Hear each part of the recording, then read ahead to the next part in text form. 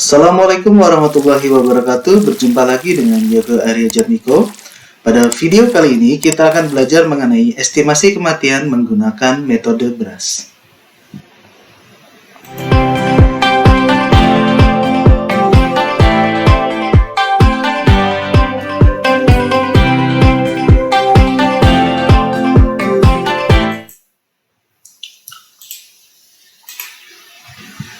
Oke, kita masuk ke estimasi kematian dengan menggunakan metode BRAS.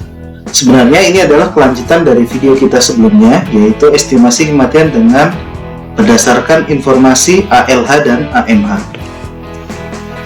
Oke, kalau kita bicara BRAS, sebelum kita masuk ke metode BRAS, kita ketahui dulu apa itu perkiraan angka kematian bayi dan anak. Metode perkiraan angka kematian bayi dan angka kematian anak atau AKB dan AKA itu sebenarnya bisa beberapa cara, diantaranya adalah secara indirect atau tidak langsung. Jika tidak langsung, berarti kita bisa mendapatkannya dari sensus atau survei, atau kita menggunakan beberapa metode seperti metode BRAS, metode Sullivan, metode Vinay, metode Trussell, dan lain-lain. Nah, kemarin kita sudah pelajari mengenai data ALH dan AMH. Dalam data ALH dan AMH, di antaranya ada kelebihan dan kelemahan. Dan juga ada beberapa masalah yang muncul jika kita menggunakan data ALH dan AMH. Data ALH atau anak lahir hidup dan AMH yang merupakan anak masih hidup itu memiliki keterbatasan. Yang pertama adalah data tersebut diperoleh dari ibu yang masih hidup saja.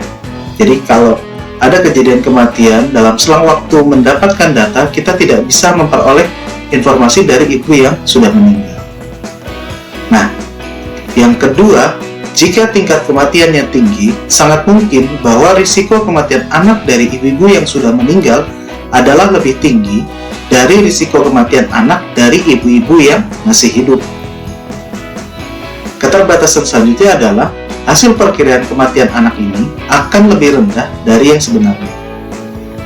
Jadi, nilai dari data ALH dan AMH akan cenderung underestimate. Kemudian, keterbatasan lainnya adalah pengurangan jumlah anak. Kenapa hal ini terjadi?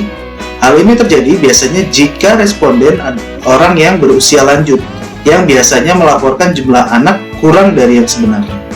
Kenapa hal ini terjadi? Itu karena responden yang berusia lanjut atau lansia biasanya dia memiliki memory error, di mana responden cenderung sudah lupa kenyataannya di lapangan, cenderung lupa bahwa mereka pernah punya anak karena anak tersebut mungkin sudah meninggal, apakah sudah merantau atau sudah tidak tinggal lagi bersama dengannya, sehingga responden cenderung lupa dan akhirnya melaporkan jumlah anak yang kurang dari sebenarnya.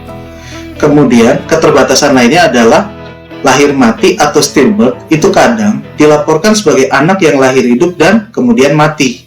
Padahal, seperti definisi yang kita jelaskan di video sebelumnya, anak yang lahir mati tidak dicatat sebagai mati atau lahir hidup. Jadi, dia tidak akan tercatat seharusnya sebagai data ALH dan AMH.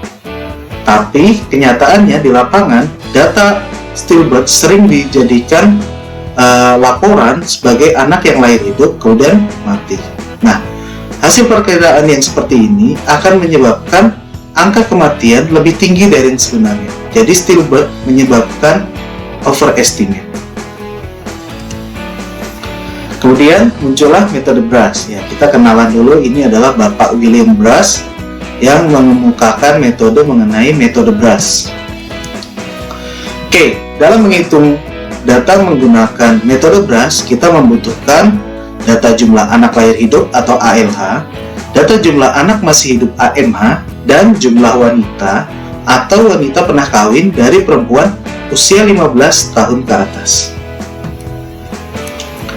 Kebaikan dan kelemahan menggunakan metode BRAS adalah, yang pertama, kebaikannya adalah mudah dihitung dan diaplikasikan. Kenapa mudah dihitung dan diaplikasikan? Karena kita hanya membutuhkan data-data yang sangat mudah didapatkan seperti ALH, AMH, dan jumlah wanita pernah kawin. Kemudian, tidak membutuhkan waktu acuan, tidak ada waktu referensi yang jelas. Kenapa? Karena data tersebut dikumpulkan secara kumulatif fertility dan bersifat retrospektif, yaitu dikumpulkan dari waktu wawancara sampai dari dia memulai kelahirannya, tanpa melihat kapan start kelahirannya tersebut. Jadi berbeda-beda tentunya antara responden yang satu dengan responden lainnya. Nah, tapi kelemahannya adalah tingkat mortalitas yang dihasilkan dari metode BRAS menjadi diasumsikan konstan sebelum saat sensus atau survei. Jadi metode BRAS mengasumsikan bahwa tingkat mortalitas yang didapatkan asumsinya konstan, baik sebelum, saat sensus, atau survei. Oke, kita lanjutkan. Nah, dalam metode BRAS itu digunakan notasi-notasi. Nah, BRAS menggambarkan teknik estimasi tingkat kematian dari keterangan angka rata-rata anak lahir hidup dan anak masih hidup, yaitu menggunakan probability of dying atau peluang mati. Nah, bagaimana menjelaskannya? Jadi misalkan dari 1000 kelahiran yang umurnya 0 tahun, hanya 900 anak yang bisa mencapai umur 1 tahun. Maka peluang matinya dari penduduk yang berumur 0 tahun sampai umur 1 tahun adalah 1000 yang lahir dikurangi 900 yang mencapai umur 1 tahun dibagi 1000, karena awalnya 1000, sehingga didapatkan peluang matinya atau probability of dying 0,1. Nah, notasi yang dipakai dalam penyajian untuk peluang kematian bayi atau anak yang berumur 0 sampai dengan X tahun adalah X Q kecil 0. Selanjutnya kita sebut sebagai Q kecil X atau QX gitu ya. Nah, rata-rata anak yang pernah dilahirkan atau ALH oleh wanita yang berumur 15 sampai 19, 20 24, 25 29, 30 34 sampai dengan 45 49 masing-masing dinotasikan sebagai P1, P2, P3 sampai dengan P7, di mana P ini artinya adalah paritas. Jadi kelompok umur ya, rata-ratanya kelompok umur 15-19. Nah, sedangkan rata-rata anak masih hidup AMH untuk wanita pada golongan umur yang sama dinotasikan sebagai S1, S2, S3 sampai dengan S7. Jadi yang survive. Oke, jadi P itu paritas kelahirannya, S1 survive-nya. Oke. Nah, metode BRAS secara umum asumsinya adalah sebagai berikut. Jadi tadi tingkat kematian sebelum saat sensus atau survei tetap, kemudian sudah diketahui nih, tabel kematian standarnya sudah diketahui. Nah, yang ketiga, distribusi waktu anak lahir hidupnya juga diketahui. Yang keempat, tidak ada perbedaan tingkat kematian antara anak dari berbagai kelompok umur ibu. Jadi kelompok umur ibunya baik kelompok umur paritas 1, paritas 2, paritas 3 dan seterusnya, tidak ada perbedaan tingkat kematian, jadi dianggap sama ya, konstan. Dan yang asumsi terakhir, tidak ada perbedaan tingkat kematian antara anak yang ibunya masih hidup dan anak yang ibunya sudah meninggal. Oke. Nah, bila asumsi-asumsi tersebut dipenuhi, nah, kelima asumsi tersebut dipenuhi, maka 1 Q besar 0, dia tidak akan berbeda banyak dengan 1 minus S1 per P1. Dan 2 Q besar 0 tidak berbeda banyak dengan 1 minus S2 per P2. Dan 3 Q besar 0 tidak berbeda banyak dengan 1 minus S3 per P3. Seterusnya sampai 20 Q besar 0 tidak berbeda banyak dengan 1 minus S20 per P20. Oke, perkiraan besarnya nilai X Q besar 0 akan mendekati nilai 1 minus S besar X per P besar X. Nah, sehingga didapatkan nilai X Q besar 0 sama dengan 1 minus SX dibagi PX sama dengan, kita buat satunya jadi PX per PX, sehingga kita dapatkan PX per PX minus SX per PX. Nah, kemudian nilainya adalah PX minus SX dibagi PX, sehingga X Q besar 0 itu sama dengan PX minus SX dibagi PX. Atau dengan kata lain, X Q besar 0 sama dengan jumlah ALH dikurang jumlah AMH dibagi jumlah ALH. Nah, di mana X Q besar 0 ini kemudian disebut dengan Q besar I. Nah, ya tadi kita ngomong Q besar. Apa itu Q besar? Nah, kita lihat formula dari metode BRAS. Jadi metode BRAS, Q kecil X, di mana Q kecil X itu adalah probabilitas kematian dari saat lahir sampai umur tepat X, sama dengan Q besar I. Nah, Q besar I, Q itu adalah proporsi anak yang meninggal yang pernah dilahirkan oleh ibu-ibu dalam kelompok umur I, di mana I itu adalah 1 untuk kelompok umur 15 sampai 19 dan I sama dengan 7 untuk kelompok umur 45 sampai 49 dikali KI. Nah, KI ini adalah faktor pengalih yang bersesuaian dengan ibu-ibu dalam kelompok umur I. Nah, dari mana nilainya didapatkan? Nah, nilai ini akan diperoleh dari tabel berdasarkan informasi rasio paritas atau umur rata melahirkan anak. Oke, jadi kita bicara faktor pengalih. Faktor pengalih itu adalah untuk memudahkan penghitungan, BRAS menyediakan faktor pengalih K atau yang disebut dengan multiplier factors. Nah, faktor pengalih K ini dihitung dengan menggunakan tabel kematian standar Afrika dan model fertilitas polinomial untuk mendapatkan distribusi waktu anak lahir hidup.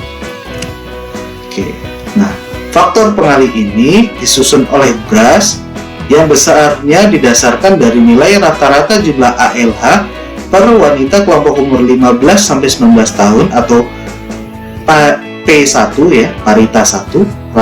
Yang kedua, rata-rata jumlah ALH per wanita kelompok umur 20 sampai 24 tahun atau P besar 2 dan rata-rata jumlah ALH per wanita kelompok umur 25-29 P besar 3. Nah, dalam penggunaannya dengan membandingkan nilai dua kelompok umur yang berurutan, yaitu nilai P1 per P2 dan P2 per P3.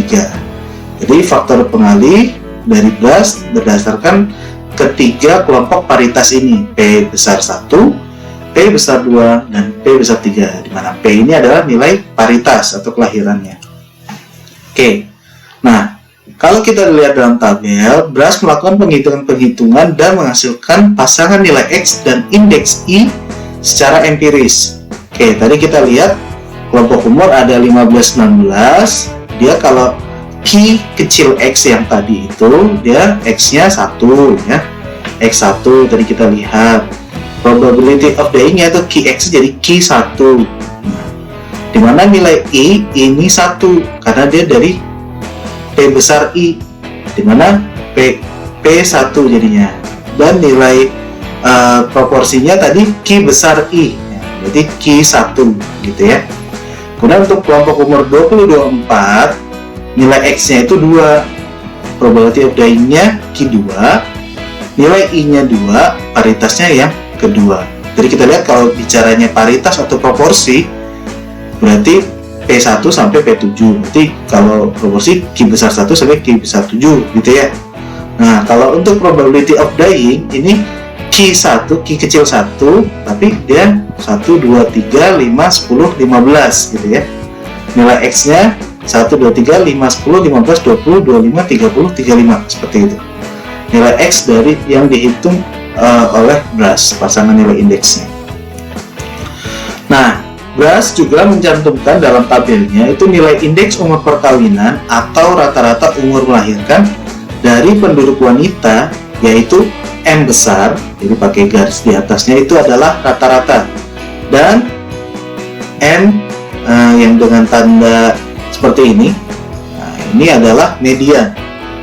Menurut BRAS, makin tinggi nilai indeks, maka peluang atau kemungkinan kematian bayi yang dilahirkan oleh wanita juga akan makin tinggi. Nah, nilai-nilai yang tercantum dalam tabel faktor pengalih tidak harus semua dicari, tapi cukup salah satu nilai saja. Misalnya kita cuman ada data P1 per P2 saja sudah bisa mendapatkan faktor pengalih. sudah ada P2 atau P3 saja juga sudah bisa mendapatkan nilai faktor pengali. Dan kalau ada rata-rata saja juga bisa, atau adanya median saja juga bisa. Nah, kita lihat sekarang tabel yang faktor pengali dari BRAS. Tabelnya seperti ini. Jadi di sini di kolom 1 ada kelompok umur wanitanya 15-19 sampai 66-64. Kemudian ukuran kematian, nilai ukuran kematiannya dari Q1 sampai Q35 tadi ya, sesuai nilai indeksnya. Kemudian ini ada nilai faktor pengalinya ya. Nilai faktor pengalinya. Oke. Ini nanti fungsinya bagaimana nanti kita cobakan dalam latihan ya, dalam contoh latihan. Nah, tadi parameternya tadi BRAS menyediakan dalam 4, yaitu untuk rasio P1 per P2, kemudian P2 per P3, kemudian rata-rata dan median ya, seperti ini. Oke, kita lanjutkan. Nah, kemudian bagaimana menghitungnya? Menghitung dengan metode BRAS.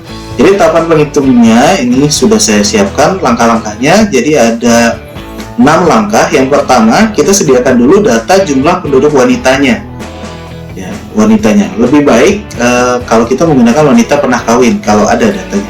Kalau nggak ada, jumlah penduduk wanita usia subur itu bisa dipakai, atau jumlah penduduk wanita. Oke, menurut kelompok umur 5 tahunan. Juga sediakan data ALH dan AMH-nya. Kemudian kita hitung rata-rata ALH atau P besar I. Jadi rata-rata ALH P besar I. Nah, untuk BRAS tadi kita cuma 3 ya, P1, P2, dan P3. Oke, kemudian hitung proporsi anak yang meninggal. Jadi Q besar I. Nah, ini yang tadi yang rumusnya agak banyak, Q besar I ya, yaitu adalah jumlah ALH dikurang jumlah AMH dibagi jumlah ALH. Kemudian langkah berikutnya, hitung nilai P1 per P2 dan P2 per P3. Jadi rasio ini digunakan untuk memperoleh nilai K. Nah, nilai K ini kemudian kita lakukan interpolasi dengan tabelnya BRAS. Tabelnya yang tadi ya, tabel yang sebelumnya. Dan setelah kita dapat nilai K-nya, kita dapat nilai Q besar I-nya, kita dapat nilainya, baru kita bisa hitung nilai Qx atau estimasi angka kematian bayi dengan metode BRAS, di mana Qx, Q kecil x sama dengan Q besar I dikali KI. Oke. Nah, kita aplikasikan pada data Supas 2005 dari Sulawesi Utara. Kita sudah punya di tahap 1 ya, tadi di tahap 1 kita sudah punya data jumlah penduduk wanita. Jadi untuk kelompok umur 15, 16 sampai 55-4 ini contohnya, jumlah penduduk wanitanya dari 84.561 sampai 56.091. Oke. Kemudian data ALH ini adalah di kelompok umur 15-16 ada 3.793 sampai 55-4-nya 159.393. Dan AMH-nya 3.793 sampai 152.306. Oke. Kemudian kita hitung yang kedua tadi adalah menghitung rata-rata ALH, di mana rata-rata ALH berarti ALH dibagi dengan jumlah wanita. Nah, kita dapatkan nilainya. Jadi 3.793 dibagi 84.561 kita dapatkan 0,0449. Dan sama ya, yang berikutnya juga 45.699 dibagi 86.180. Kita dapatkan 0,5303 dan seterusnya ya. Sampai kita dapatkan yang di bawah ini ya, rata-rata ALH-nya 159 ribuan dibagi 56.000, dapat ini ya 2,8. Oke.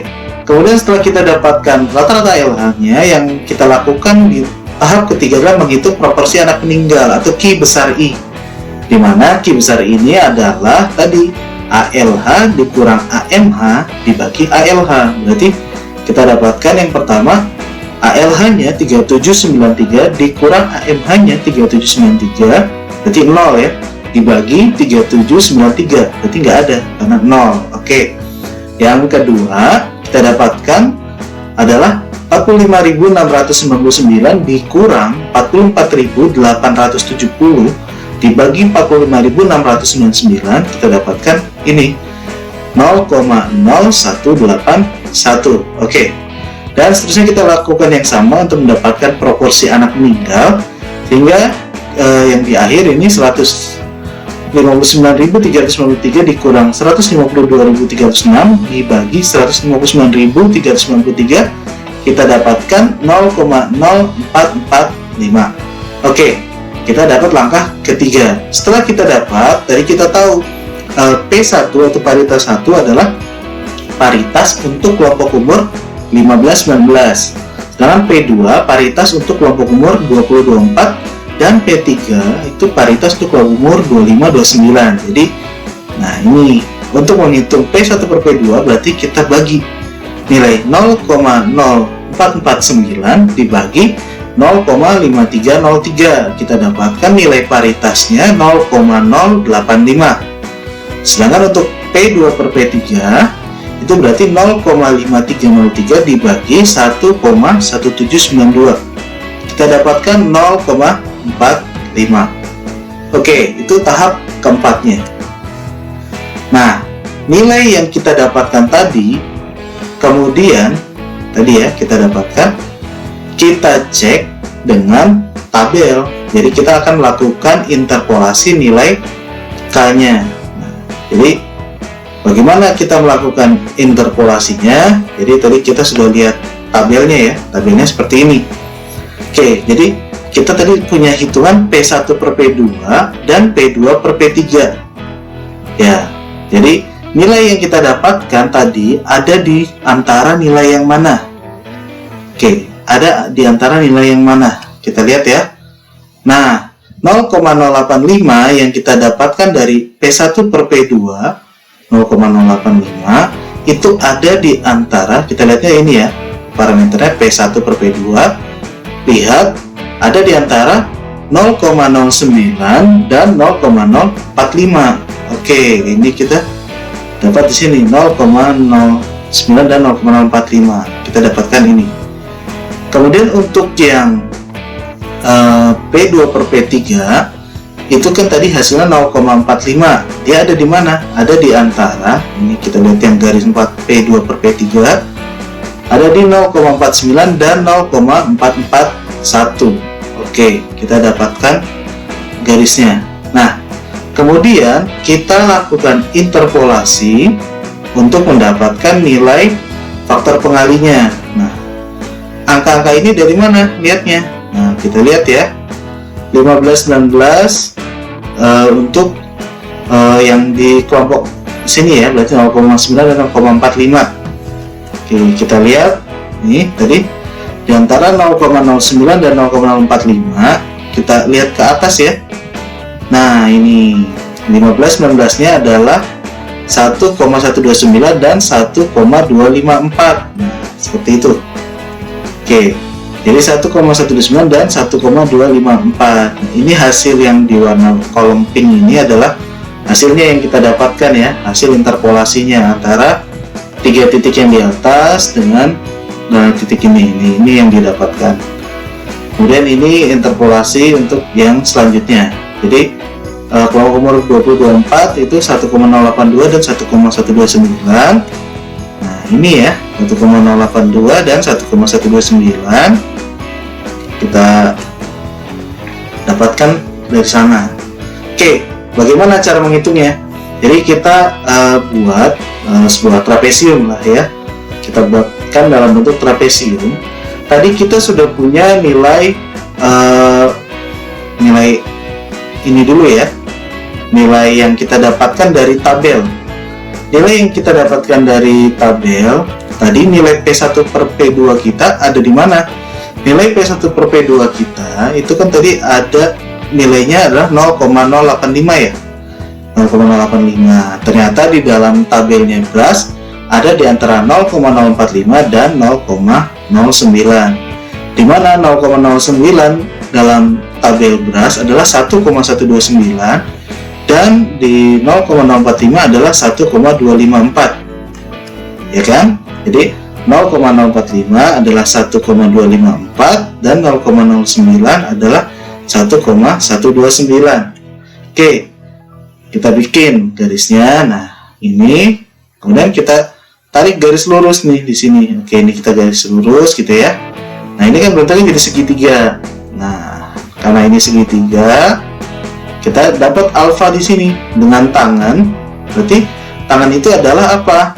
Depan bagi samping, kan gitu ya. Depan dibagi samping. Nah, oke, tangan alfa berarti yang pertama adalah B ya, depannya B bagi samping. Samping berarti ini ya, full.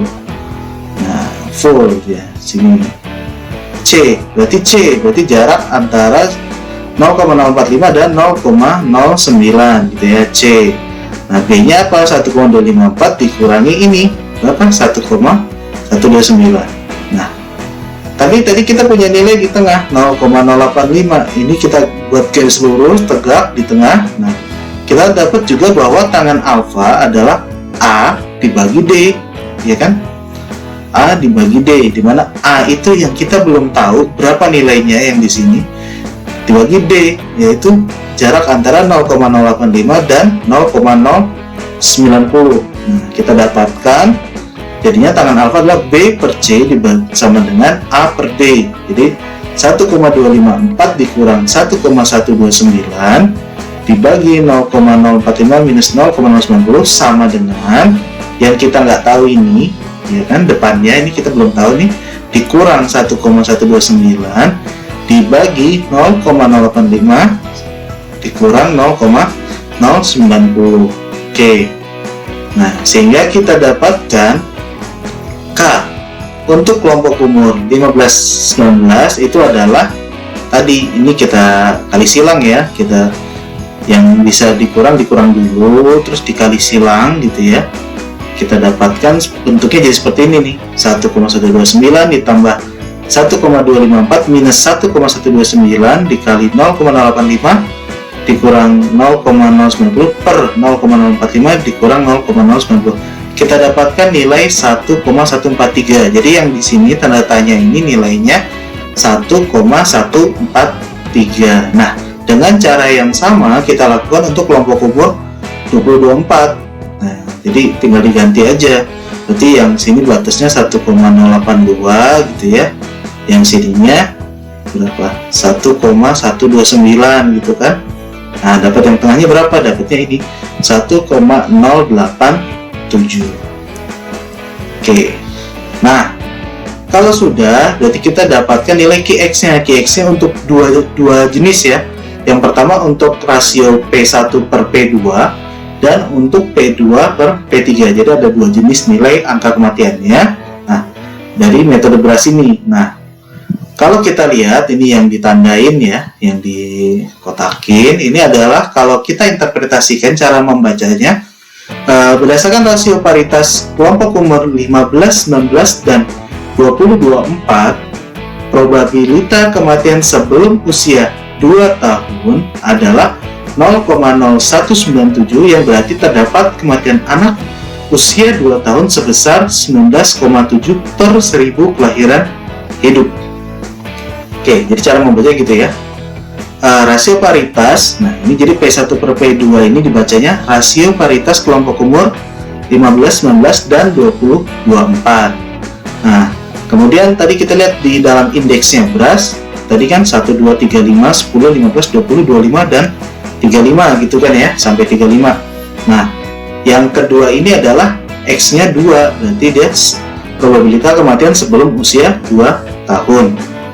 Nah, adalah 0,0197, ini adalah nilai angkanya, yang berarti terdapat kematian anak usia 2 tahun sebesar 19,7 per 1000 kelahiran hidup. Nah, berarti dari mana 19,7? Dikali 1000, jadi 0,0197 dikali 19,7 per 1000 kelahiran hidup. Nah, sekarang kalau kita interpretasikan yang di sebelahnya, yang 0,0188, jadi cara bacanya adalah berdasarkan rasio paritas kelompok umur P2 per P3 adalah kelompok umur 20-24 dan 25-29. Probabilitas kematian sebelum usia 2 tahun, kita lihat nih garisnya X-nya di 2 ya. 2 tahun adalah 0,0188, yang berarti terdapat kematian anak usia 2 tahun sebesar, ini kita kali 1000, 18,8 per 1000 kelahiran hidup.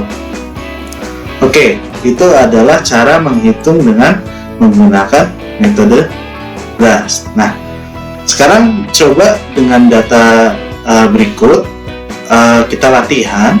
Hitunglah nilai angka kematian bayi dan angka kematian anak menggunakan metode BRAS. Kita lihat menggunakan data Bali sebagai berikut. Jadi sudah disediakan data jumlah wanitanya, data ALH dan AMH. Oke, selamat mencoba. Oke, ini referensi yang kita bisa gunakan untuk memahami mengenai metode BRAS. Jadi bisa lihat di bukunya BRAS gitu ya, Methods for Estimating Fertility and Mortality from Limited and Defective Data. Oke, sekian untuk video kali ini. Tetap semangat, tetap sehat, dan jangan lupa bahagia. Sekian dari saya. Wassalamualaikum warahmatullahi wabarakatuh.